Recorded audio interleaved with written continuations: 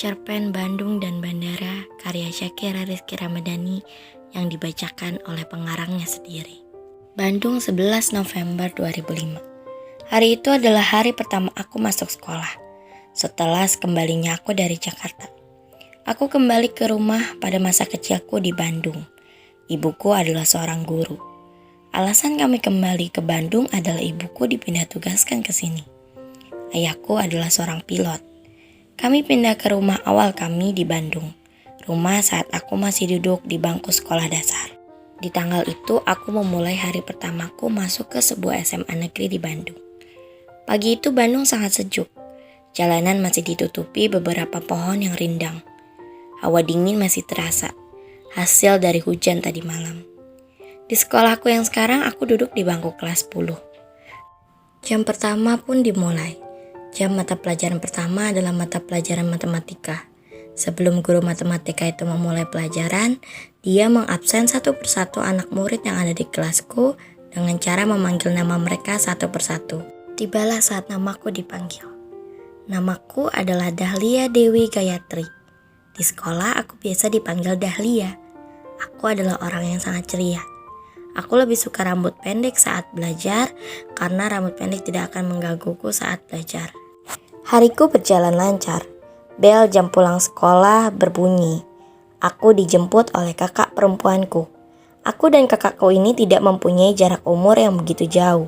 Kami berdua hanya terpaut 4 tahun. Saat ini dia kuliah di sebuah universitas di Bandung. Saat perjalanan dari sekolah untuk pulang ke rumah, aku bertanya kepada kakakku tentang seorang teman kecilku. Apakah dia mengingatnya atau tidak? Jawaban kakakku tidak. Dia tidak mengingatnya. Jujurnya saat pertama kali ke Bandung, yang aku ingat pertama kali adalah teman kecilku. Aku hanya penasaran, bagaimana kabarnya sekarang? Aku bersyukur kalau dia masih mengingatku dan menganggapku sebagai temannya. Yang aku ingat namanya adalah Agra. Aku juga ingat dia tinggal persis di depan rumahku. Aku tak tahu sekarang apakah keluarga yang tinggal di depan rumahku ini masih keluarganya atau dia sudah pindah. Karena semenjak aku pindah dari Bandung ke Jakarta, aku sama sekali tidak berkomunikasi dengannya. Pada hari Sabtu, orang tuaku pergi berkunjung ke rumah tetangga. Hitung-hitung sebagai perkenalan atas keluarga kami. Sampai jam makan malam pun tiba. Aku dan sekeluargaku makan bersama di ruang makan. Ibuku bilang keluarga di rumah itu masih sama dengan keluarga yang dulu. Namun ibuku tidak melihat ada Agra. Ibunya Agra bilang saat itu dia sedang ada rapat OSIS. Dia juga sekolah dekat sini dan satu angkatan denganku. Namun ibunya tidak memberitahu di mana Agra sekolah. Kami makan malam bersama, lalu lekas tidur karena jam sudah menunjukkan pukul 10 malam. Sebelum tidur, pikiranku tetap terpikirkan terhadapnya. Sekolah dekat sini katanya. Apa mungkin dia satu sekolah denganku? Tapi gak mungkin, pikirku. Namun karena memang sudah malam dan aku sudah mengantuk, akhirnya aku memutuskan untuk tidur tanpa memikirkan teman kecilku lagi. Saat keesokan harinya di sekolah pada jam istirahat pertama pun tiba. Ratna, teman sebangkuku yang sangat baik dan suka menolongku, mengajakku makan di kantin sekolah. Kami berdua makan di taman dekat kantin, di halaman belakang sekolah. Bel berbunyi lagi. Aku dan Ratna lantas bergegas menyelesaikan makan kami lalu masuk ke kelas. Namun saat kami sedang di koridor ke arah kelas, tiba-tiba ada seorang laki-laki yang berlarian di koridor dan menabrakku. Laki-laki itu menabrak bahu sebelah kananku. Saat itu di tangan kananku sedang memegang botol minumku yang aku isi es jeruk. Es jeruk yang ada di botol minumku lantas menumpahi dan mengenai baju seragam putih dari si laki-laki itu. "Saha sih? Baju saya jadi kotor kan?" ucap laki-laki itu. Maaf, kan kamu yang lari-larian, kenapa kamu yang marah?" ucapku kesal. Tanpa menjawab perkataanku, laki-laki itu lanjut lari menjauh dariku. Aku ingin minta maaf, tapi laki-laki itu sudah pergi. Toh ini juga tidak sepenuhnya salahku. Bel pulang sekolah berbunyi. Selama di perjalanan pulang, aku masih memikirkan siapa laki-laki yang aku tabrak tadi. Mukanya gak asing, aku juga sempat melihat nama yang ada di bajunya. Namun, hanya nama belakangnya saja. Mahendra. Ratna bilang yang menabrak aku tadi adalah ketua OSIS di angkatan kami. Aku bingung, bagiku nama Mahendra itu asing. Tapi dilihat dari mukanya, seperti tidak asing bagiku. Di hari Sabtu, Ibu Yuni datang ke hadapanku dan anaknya datang ke rumahku dan memberikan makanan kepada keluargaku. Ternyata tiba-tiba Bu Yuni menjelaskan bahwa anaknya ini adalah teman kecilku. Aku terkejut ketika mendengar bahwa laki-laki menyebalkan yang kemarin menabrakku adalah teman kecilku. Aku bertanya ke Bu Yuni, bukannya nama teman kecilku adalah Agra, dan bukannya nama laki-laki ini adalah Mahendra? Bu Yuni menjelaskan bahwa nama Mahendra adalah nama belakang dari Agra. Jadi, nama lengkap Agra adalah Agra Aditya Mahendra. Di sekolah, Agra lebih sering dipanggil Mahendra atau Mahen. Setelah setahunya aku bahwa Agra atau Mahendra sang ketua OSIS adalah teman kecilku, ya, kami di sekolah seperti dua manusia yang tak saling kenal. Itu memang kesepakatan dari kita berdua. Aku dan Agra memang menginginkan agar kami tak saling kenal ketika di sekolah, dan hanya akan berinteraksi ketika kami berdua berada di rumah. Beberapa bulan kemudian, kenaikan kelas sudah tiba. Hari ini adalah pembagian kelas. Aku bersyukur ketika melihat nama Ratna dan namaku yang tertulis di dalam satu lembar kertas yang menunjukkan bahwa kami satu kelas lagi. Namun, aku melihat nama yang tak asing itu. Aku melihat nama Agra yang tertulis satu kelas denganku. Aku bingung apakah dengan keadaan aku dan Agra yang saat ini satu kelas akan tetap seperti tak saling kenal atau bagaimana. Hari pertama masuk kelas 11 tiba. Aku terlambat. Bangku yang tersisa hanya bangku di samping jendela 2 baris dari belakang. Dan di belakang bangku itu adalah bangkunya Agra. Terpaksa aku duduk di sana. Ratna duduk di bangku yang ada di depanku.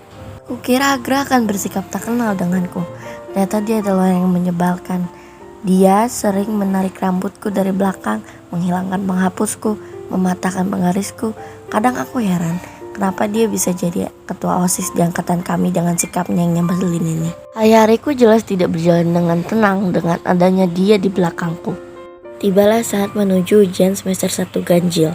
Setelah 5 hari melaksanakan ujian semesteran, guru-guru mulai menginput nilai-nilai para murid.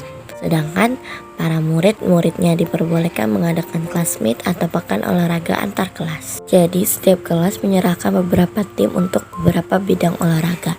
Lalu setiap tim itu diperlombakan untuk melihat siapa pemenang di antara mereka. Aku mengusulkan kepada wali kelasku agar Agra ikut dalam tim bidang olahraga bola basket. Ya, Agra menerima usulan itu. Sialnya, dia memaksaku untuk ikut dalam tim bidang olahraga bola basket putri. Kami bertaruh siapa yang menang di babak penyisian antara tim basket putra dan putri. Jika yang menang tim basket putri kelasku, maka Agra harus mentraktirku makanan apapun yang aku inginkan, begitupun sebaliknya. Seminggu kemudian hari terakhir classmate berakhir. Aku tidak sabar menunggu pengumuman siapa tim yang lebih unggul di kelasku. Apakah tim basket putri atau putra? Pengumuman pun keluar dan yay! Tim basket putri yang lebih unggul dari tim basket putra di kelasku. Mau tidak mau, Agra harus menempati janjinya untuk mentraktirku apa saja yang aku mau. Yeay, tim aku lebih unggul dari kamu. Berarti kamu harus mentraktirku makanan apapun yang aku mau. Hahaha. Ucapku meledek Agra sambil tertawa jahat kepadanya. Iya, mau apa? Tanya Agra kepadaku. Bakso, main sini. Aku mengeluarkan handphoneku dari tas kecil yang aku bawa, menarik Agra dan menekan tombol kamera di handphoneku. Ketika di sekolah, aku memanggil Agra dengan sebutan Mahen. Main tarik-tarik aja, hapus fotonya. Saya jelek di situ, pinta Agra karena melihat hasil foto yang barusan. Ogah, aku cakep di sini, aku cetaknya nanti aku kasih ke kamu, ucapku. Agra tertawa mendengar itu. Foto yang tadi beneran aku cetak dan polaroidnya aku taruh di sela-sela dompetku di belakang kartu pelajarku. Sepulangnya dari sekolah setelah pengumuman menang classmate, Agra mentraktirku di sebuah rumah makan bakso di dekat sekolah. Saat sudah selesai makan, ternyata hujan mengguyur Bandung hari ini. Aku berpikir untuk menunggu hujan berhenti dahulu baru kita pulang. Namun ternyata Agra mengajakku untuk menembus hujan. Seru memang menembus hujan seperti ini. Namun firasatku besok kita berdua akan sakit bersama. Dan ya, benar saja, keesokan harinya badanku dan Agra demam. Saat itu untungnya kami sedang melewati masa liburan semesteran. Jadi kami tidak kesusahan untuk mengurus surat izin ke sekolah. Ibuku bercerita kepadaku bahwa dulu aku dan Agra juga sering main hujan-hujanan dan akhirnya aku dan Agra juga sakit seperti ini. Untungnya kami hanya sakit selama 4 hari. Jadi kami bisa menghabiskan liburan semester dengan keadaan sehat. Selama liburan aku terkadang keluar rumah diajak Agra untuk ikut bersamanya jalan-jalan mengelilingi lingkungan setempat. Sampai pada suatu hari Agra bilang kepadaku dia ingin berkunjung di rumah sepupunya yang ada di Jakarta. Dia akan berangkat pada tanggal 10 Desember, di mana pada hari itu adalah hari ulang tahunku. Dia akan berangkat dengan maskapai penerbangan pesawat yang mana pilot dari pesawat itu adalah ayahku. Pada hari itu 10 Desember 2006 pukul 9 pagi, keluargaku menghantar ayahku seperti biasa dan keluarganya Agra menghantar Agra ke bandara untuk berangkat ke rumah sepupunya yang ada di Jakarta. Agra memberikanku sebuah surat, katanya itu surat ucapan ulang tahun untukku. Surat itu hanya boleh dibaca ketika Agra sudah lepas landas katanya. Pesawat yang Agra tumpangi lepas landas dari Bandar Udara Hussein Sastranegara Bandung pukul 11.46 pagi dan akan berhenti di Bandara Halim Perdana Kusuma di Jakarta. Dipiloti oleh ayahku, Rudi Rusadi. Setelah mereka lepas landas, aku, ibuku, dan kakakku dan keluarga Agra pulang ke rumah masing-masing. Sampai di rumah aku membuka surat yang ditulis oleh Agra. Ternyata ayahku juga memberikan aku surat sebelum kita ke bandara. Sampai di rumah aku membuka surat yang ditulis oleh Agra. Namun ternyata ayahku juga memberikan surat sebelum kita ke bandara. Aku duduk di kursi yang ada di halaman rumahku sembari membaca kedua surat itu. Surat dari Agra dan surat dari ayahku. Isinya sama. Mereka mengucapkan selamat ulang tahun kepadaku dan mereka juga meminta maaf kepadaku karena tidak dapat ada di sampingku ketika hari ulang tahunku. Aku membaca surat dari ayah. Di dalam surat itu ayah berkata, jika aku berhasil masuk ke universitas bagus di Bandung, ayah akan mengajakku keliling Bandung jalan-jalan bersama. Belum selesai aku membaca, tiba-tiba aku mendengar suara teriakan dan tangisan dari dalam rumahku. Itu adalah suara ibuku. Aku segera masuk ke dalam rumahku dan menemukan ibuku sedang melihat berita di televisi dengan muka yang pucat, menangis, dan badannya lemas. Aku melihat berita di televisi itu, dan ternyata berita yang disiarkan oleh televisi itu mengatakan pesawat yang dipiloti oleh ayahku dan ditumpangi oleh Arga jatuh di pemukiman padat Margahayu, Bandung. Setelah mengalami gagal mesin setelah lepas landas. Aku, ibuku, dan kakakku serta keluarganya Agra setelah aku beritahu langsung menuju ke bandara lagi. Kami menangis sambil berdoa agar ayahku dan Agra tidak menjadi salah satu korban dari kecelakaan pesawat ini. Tidak lama kemudian, kami diberitahu hasil penyelidikan oleh Komisi Nasional Keselamatan Transportasi menemukan bahwa pesawat mengalami gagal mesin di sebelah kiri. Ayahku sebagai pilot terlambat melakukan prosedur terbang memutar sehingga pesawat jatuh ke pemukiman padat Margahayu, Bandung. Kami juga diberitahu bahwa ada 28 orang tewas dalam kejadian ini. Pihak penyelidik memberikan kita sebuah kertas yang berisi nama-nama dari 28 orang yang tewas dalam kejadian ini. Kami berharap tidak ada nama yang kami kenal dalam kertas itu. Namun, di kertas itu tertera nama Arga Aditya Mahendra sebagai penumpang pesawat dan Rudi Rusadi sebagai pilot tewas di tempat. Tangisku pecah, air mataku keluar. Aku menangis dengan sangat keras sambil berharap semua ini adalah mimpi. Gak mungkin, ini gak mungkin. Ayah masih hidup kan, Ma? Kak, ayah masih bisa tempatin janjinya ke Lia kan, Ma?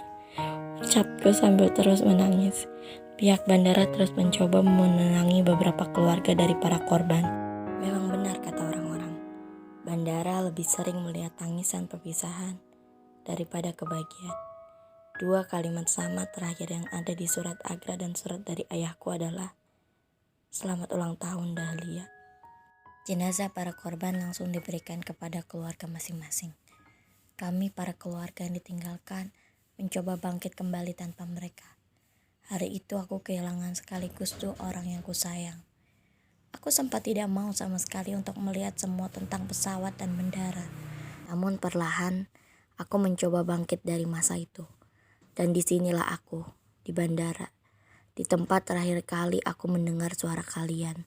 Di tengah rintikan hujan, merasakan suasana dingin malam Bandung. Angin malam yang kencang membuat rambut panjangku tersibak ke belakang. Aku yakin, Ayah dan Agra, kalian sudah bahagia di surga kan? Tuhan sayang sama kalian. Segala sesuatu yang terjadi memang sudah jalannya kan. Karena Tuhan tahu yang terbaik untuk kita. Dari aku yang sedang merindukan kalian.